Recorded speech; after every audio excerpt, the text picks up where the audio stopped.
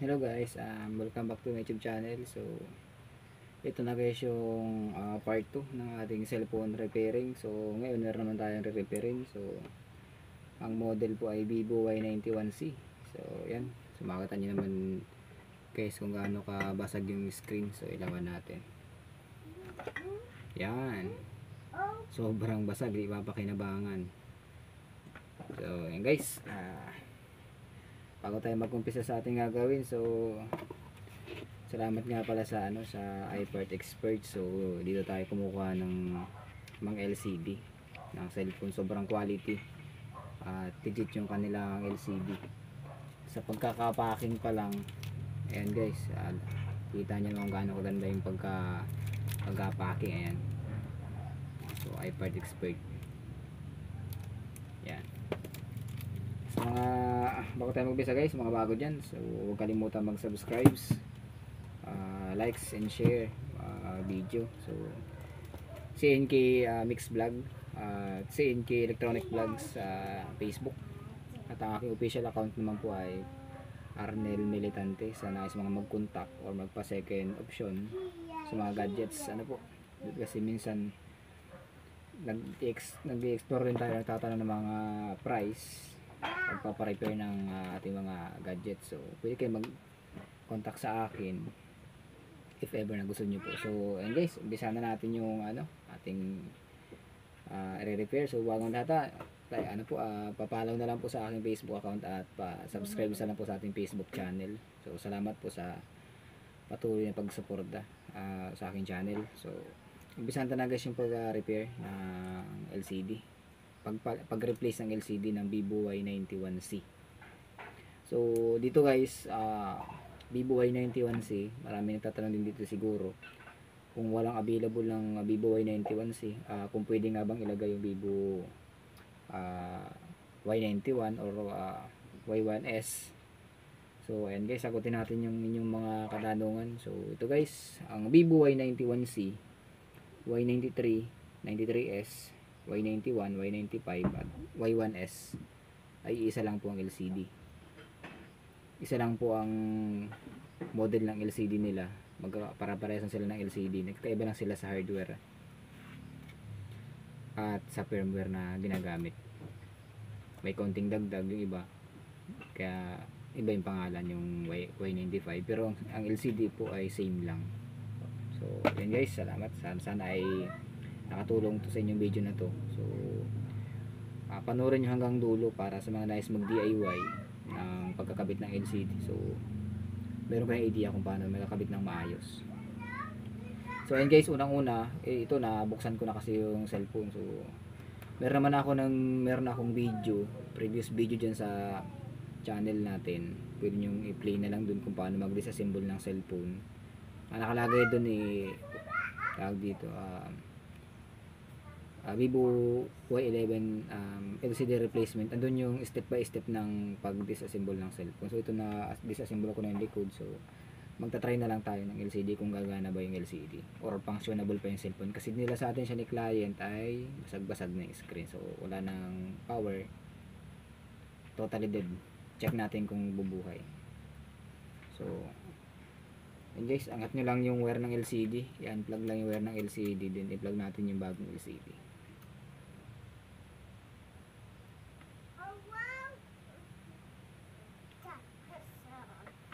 Then ito, check natin kung bubuhay.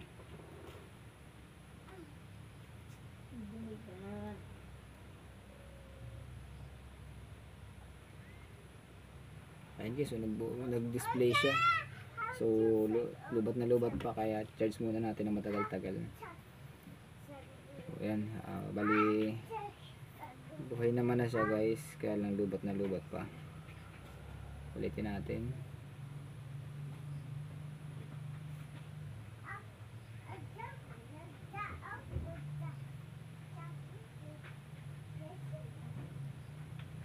So ayan, naka-charge to eh. So hindi yata nagka-charge yung ating charger. Ulitin natin.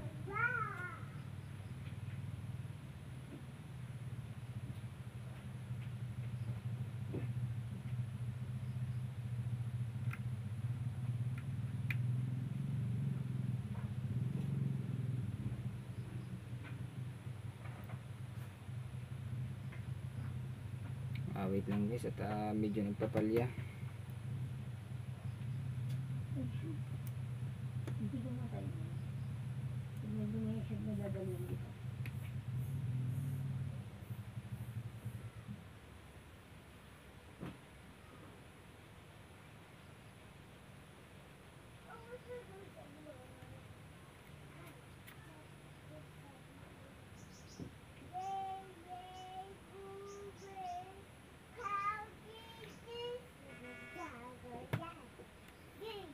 So pag ganitong issue guys na ayaw mag-charge, so try natin test yung flex galing sa charging board.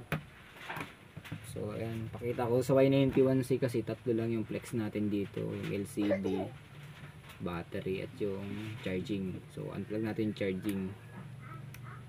Ayan, tapos pag unplug na po natin yung charging, ayan, yung negative po at positive ng charging galing sa charger ay nasa tigilid po ng pin yan. Yung tigilid po both sides, so hindi natin ma-zoom kasi medyo malabo yung camera ko. Basta yung both sides na tigilid, yun po yung negative terminal. So malaki naman to, kita nyo naman yung linya, which is malaki parehas.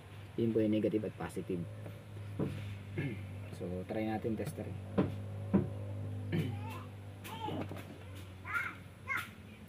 Pag digital po yung gamit, set nyo lang sa DC.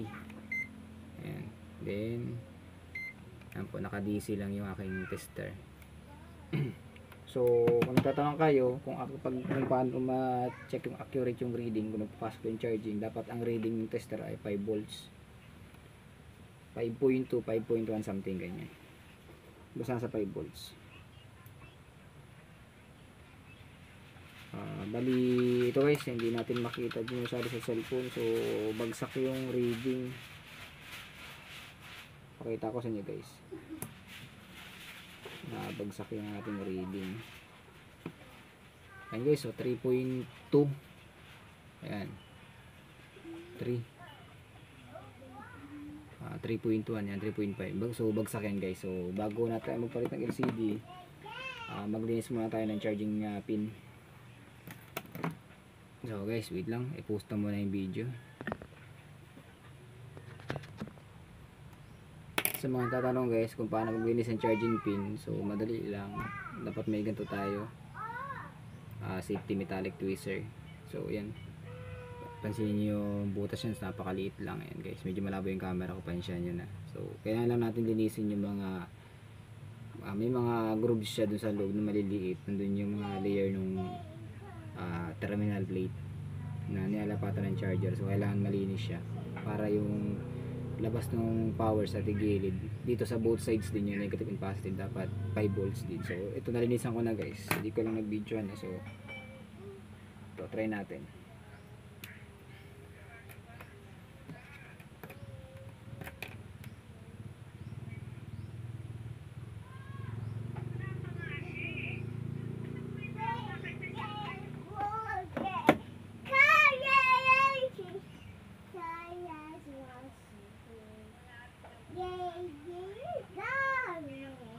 So medyo low guys, kita natin.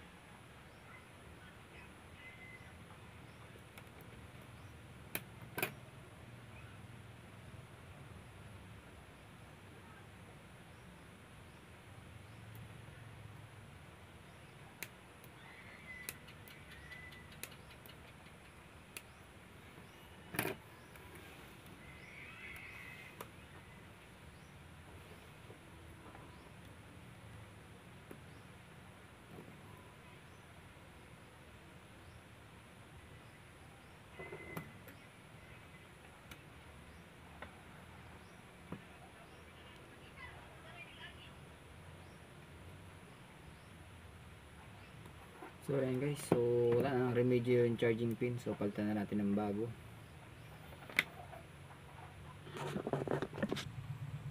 So ayan guys, tapos tayo mag-repair. So ayan nga pala guys, hindi ako nagpalit ng charging pin at hindi rin nagpalit ng charging board. So nakita ko yung sira, angat yung pagkahina. So medyo malabo na yun guys, pero dyan malabo yung pagkahina. So ay ano, log yung pagkahina ng dalawang pin. So ayan, niresolder natin at ang result ay ito.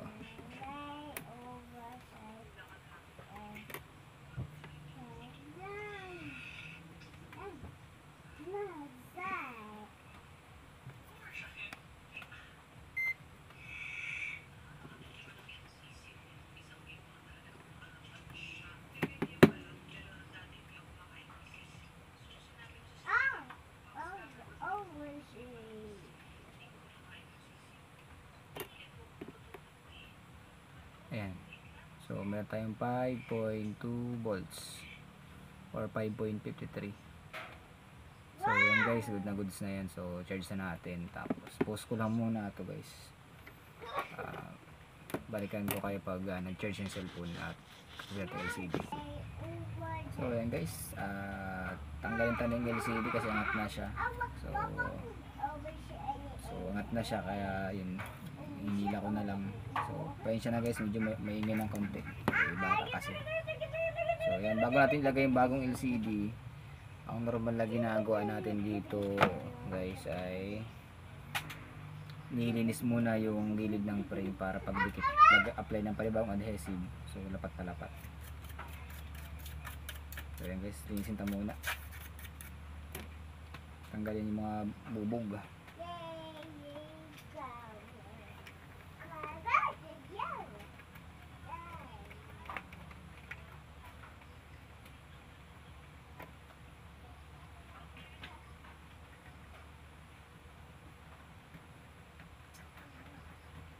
Okay na yan.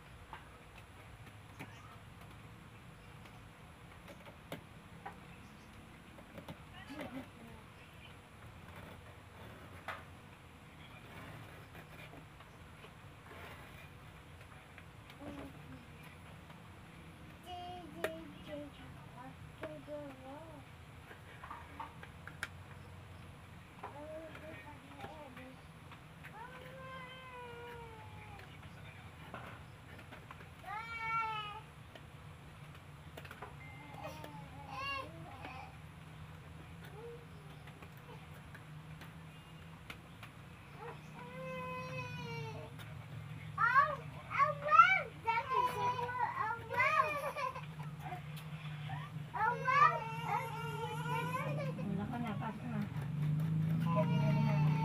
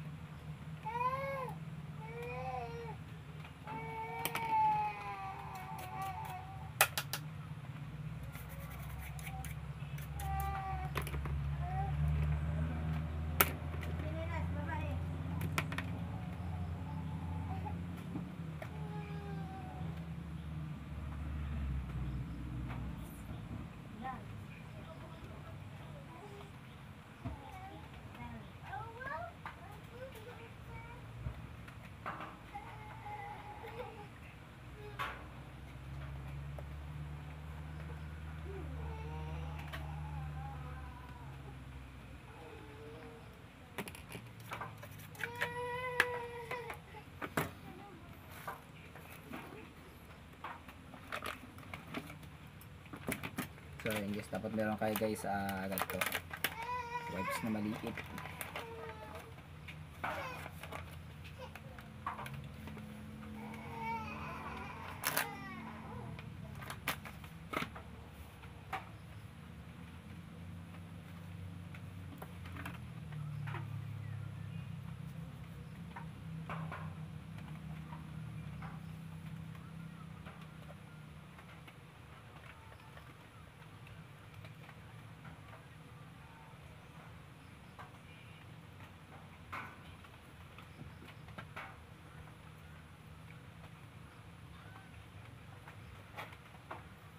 guys, so malinis na yung ating frame. So ang next natin is lagyan ng adhesive yung palibot ng frame.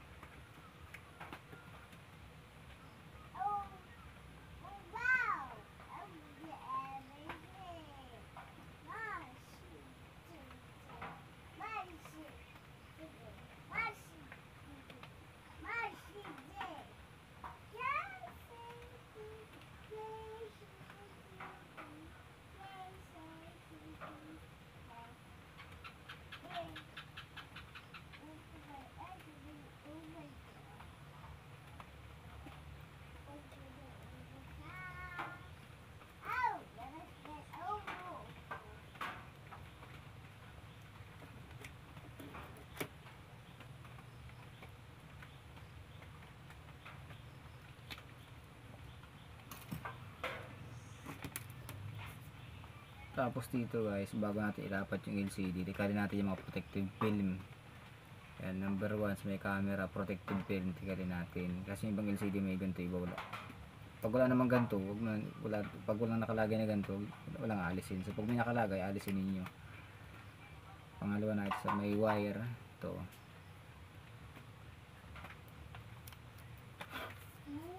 Ang pangatlo natin protective film ay nasa flex, ayan yung blue.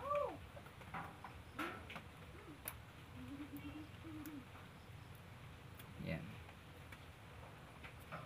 Kasi pag di nyo ito inalis guys, yung protective na yan, hindi siya didikit dun sa body yung adhesive. So ang mangyayari, pwede maputol yung flex or ma-disalign.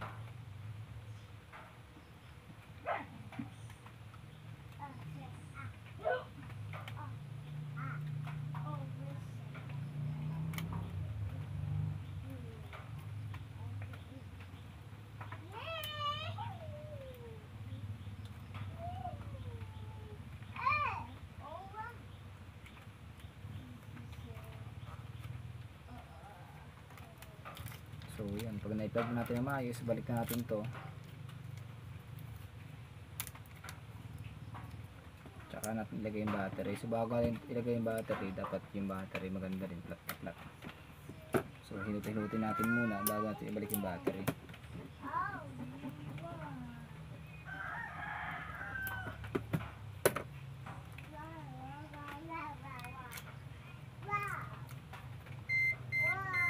So yan, lagyan natin battery.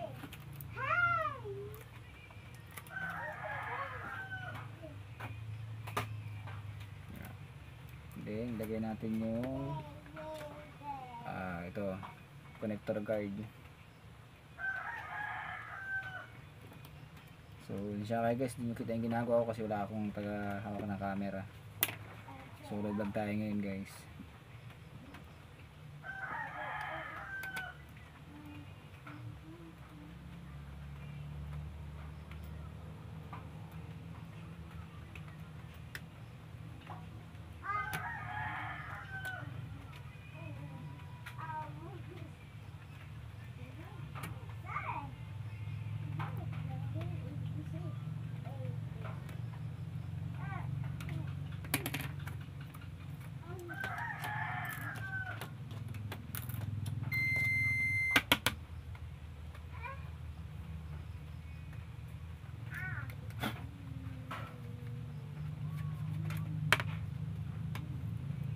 pagbalagay nitong back cover guys, unahan yung ilapat yung may pindutan para wag masira yung button dito sa gilid, yung tatlong button, yung power, volume minus at volume plus, para wag siyang masira.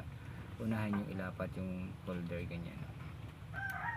Then tsaka natin i-press.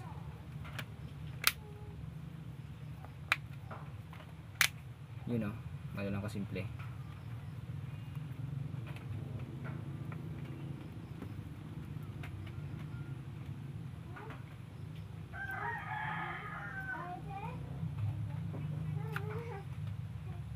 So yan, proceed tayo sa charging.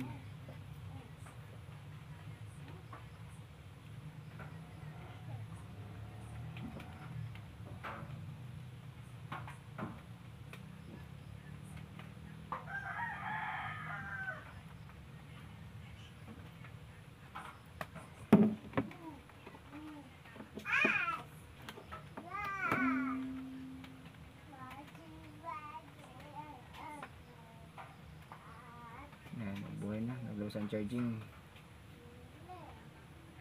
So yan guys, good na goods na. Labas yung charging, so pwede natin buhayin siguro, try natin buhayin.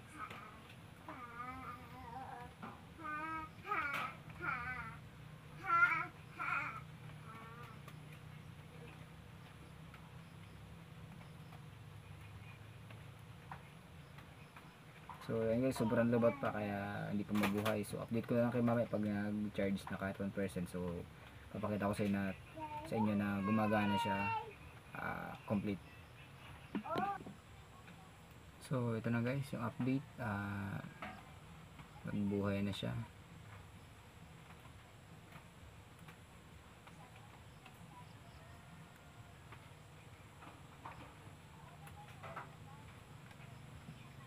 Ayan.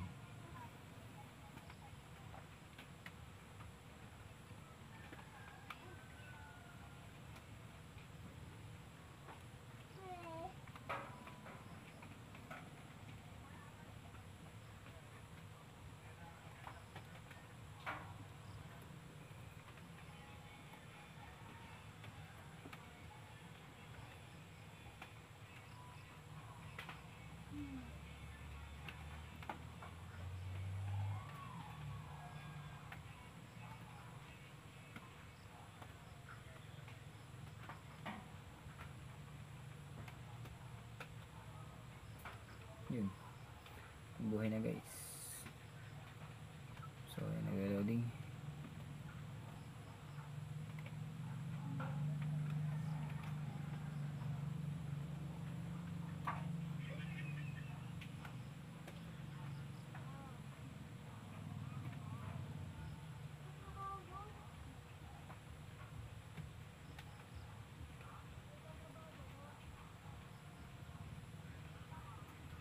Check natin yung camera, yun.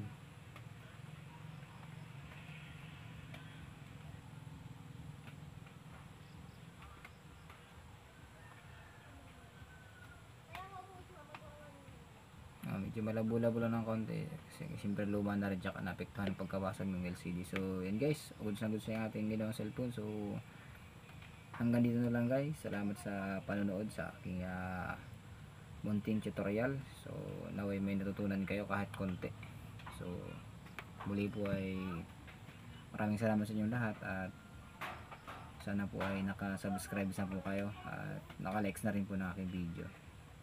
At paparaw na rin po ng aking official account sa Facebook para makapag-message po kayo sa account ko sa Arnel Militante.